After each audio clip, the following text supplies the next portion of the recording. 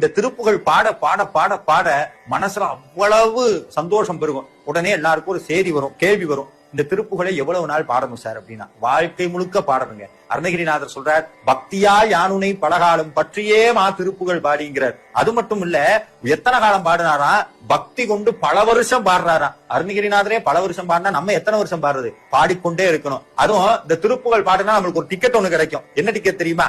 முருகன் உட்கார்ந்து இருக்கிற அந்த கந்த லோகத்துல உட்கார்ந்து இருக்கிற, சுத்தி முருகப்பெருமான சுத்தி லட்சக்கணக்கான அடியார்கள் உட்கார்ந்து இருக்கிறாங்க. அங்க போய் உட்கார்றதுக்கு ஒரு டிக்கெட் ஒண்ணு கிடைக்கும். திருப்புகள் பாடினாதான் கிடைக்கும். அதை நான் சொல்ல, அருணகிரிநாதர் சொல்றார், பக்தர் கணப்பிரிய நித்தம் நடித்திடு பட்சி நடத்திடு குகபூர்வ பட்சிம தட்சிண உத்தர திக்குள்ள பக்தர்கள் அற்புதம் என போதும் சத்தமிகுத்த திருப்புகளை சிறிதடியேனும்னு சொல்றார். சிறிதடியேனும் பாடுவதற்கு பிச்சை போட்ட முருகனேன்னு சொல்றார். என்னன்னா, பக்தர்கள் கூடி இருக்கக்கூடிய ஸ்கந்தலோகத்தில் திருப்புகள் பாடுறாங்களாம். வடக்கு தெற்கு மேற்கு கிழக்குன்னு 4 திசையிலிருந்தும் திருப்புகள் அற்புதம் அற்புதம் அற்புதம்னு பாடுறாங்களாம். அப்படி பாடுனா முருகன் ஸ்கந்தலோகத்துல முருகன் பக்கத்துல உட்கார வச்சுக்குவாரா. முருகனுக்கு ரொம்ப பிடிச்சது திருப்புகள் தான். திருப்புகள் பாடுறீங்கன்னா முருகன் பக்கத்துல இருந்து உட்கார்ந்துருவார். பாடுதான் முருகன் வந்துருவார். நீங்க முருகப்பெருமான் குழந்தைய நினைச்சீங்கன்னு வைங்க, ஒரு குழந்தைக்கு சாக்லேட் கொடுத்து கூப்பிடுற மாதிரி திருப்புகளை